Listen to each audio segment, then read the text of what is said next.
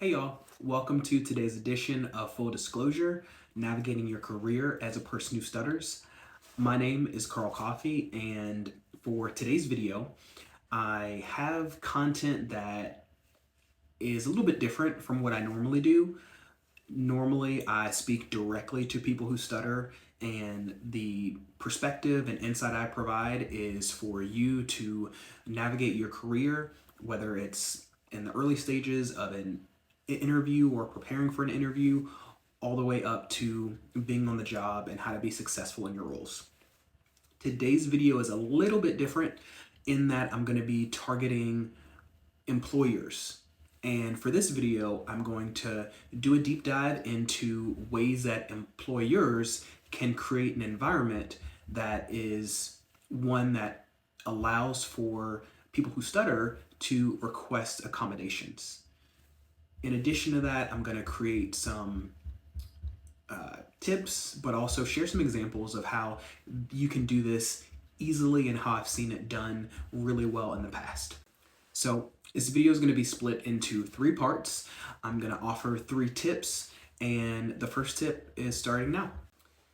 That first tip is going to be around education and the importance of educating your staff to learn more about stuttering. A really neat example of how I saw this done previously, I served on the NSA's We Stutter at Work team, which was a resource that is geared towards helping people who stutter find jobs through practice interviews.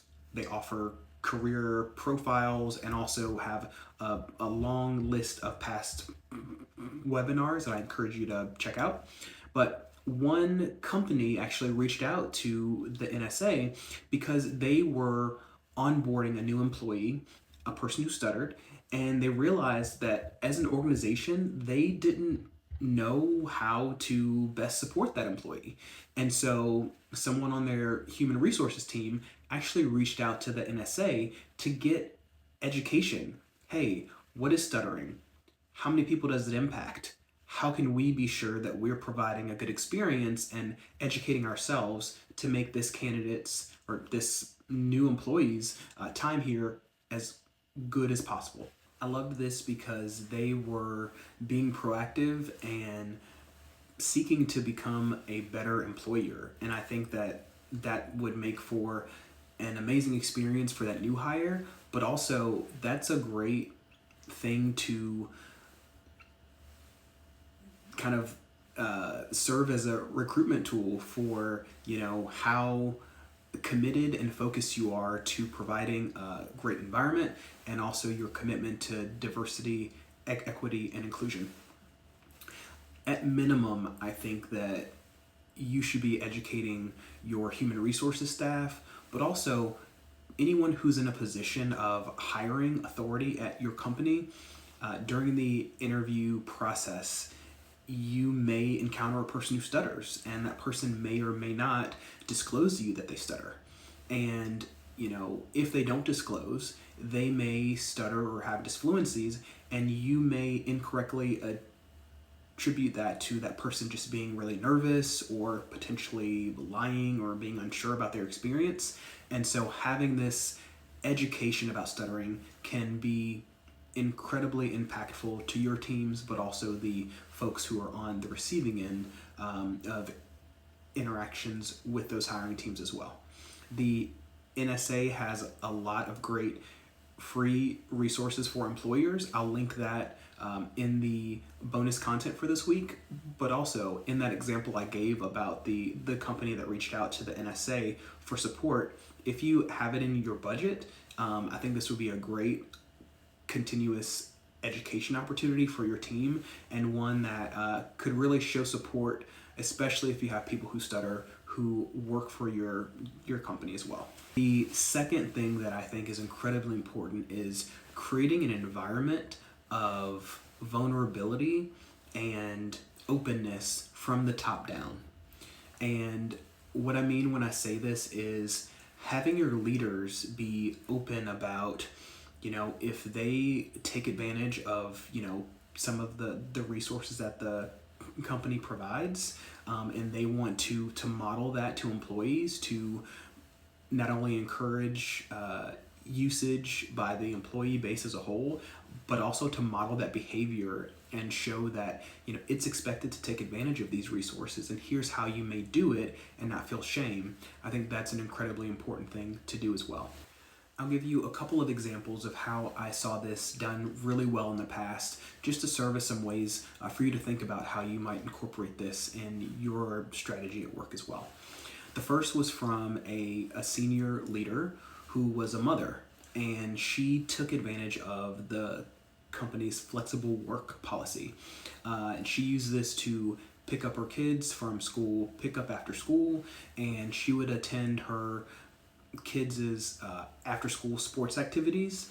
And she didn't feel shame about this and actually encouraged others on her team to put family first and to leave the work at work, and just really emphasizing the fact that, hey, as long as the work gets done and you're meeting the deliverables that you need and your clients are happy, that's really what's important to me. So I loved that example, and I thought that that was a great way to for a leader to really model that behavior and set that expectation from the top down. The second is from one of my friends. She shared with me that one of her leaders was an openly autistic man at work, and he was not shy about letting people know that he was autistic, and he really provided a lot of education to people at work about what autism was and what it wasn't.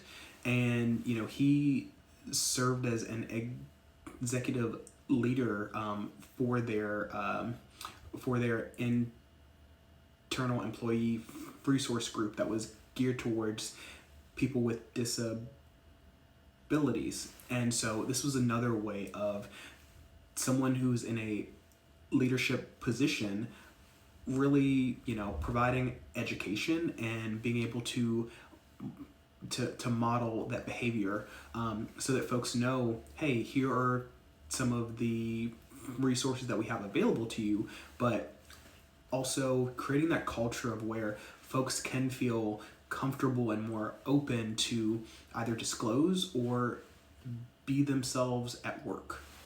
The last thing I'll say on this point is that in the US, over 3 million people living in the United States stutter. That's roughly 1% of the population. And so if your company has at least 100 employees, you likely have at least one person who stutters working in your organization, whether you know it or not, whether they have disclosed or open about it or not. There likely is someone in your organization who's a person who stutters. And so not only from a culture perspective, but also from a recruitment perspective, and an employee experience perspective, being a company who provides resources and support for their employees to succeed is a differentiator. And you definitely want to put yourself at the top, and really is a way to showcase yourself as a great employer.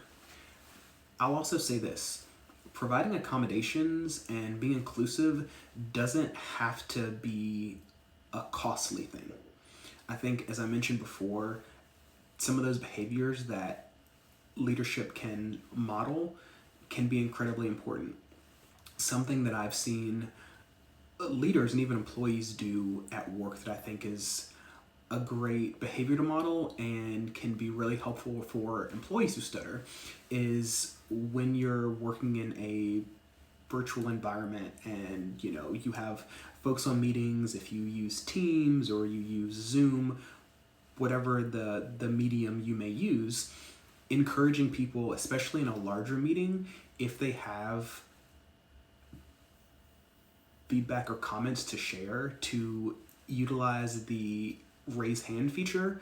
I think that that encourages folks who may not be comfortable speaking up in that large forum to still be heard and to still have the ability to speak up, especially if a meeting may be dominated by folks who are more extroverted or who are more likely to be open communicators. Providing and creating an environment where you are allowing all folks to succeed is incredibly important to do. All right, so for my third and final point, it is don't assume, ask. And when it comes to this point, I think, especially for people who stutter, a lot of us are misunderstood because stuttering largely is a condition that is misunderstood. It's miscategorized in the media, and there isn't a lot of broad education about stuttering. Organizations like the National Stuttering Association are doing a great job to change that narrative and provide the public, and especially workplaces, the information, tools, and support they need in order to be inclusive and accommodating places to work. I think as leaders, you can model this behavior with one simple question: how can I best support you? As a leader, if you're not asking your employees this and seeking this feedback, I think you're doing it wrong. You are missing out on a great opportunity for your team to be open, to be candid, and to be forthcoming with any tools, any resources, or any support that they may need from you in order to do their job to the best of their ability. I think things like employee engagement surveys or employee feedback surveys are great ways if you want to keep folks anonymous and give them the opportunity to share feedback in that way.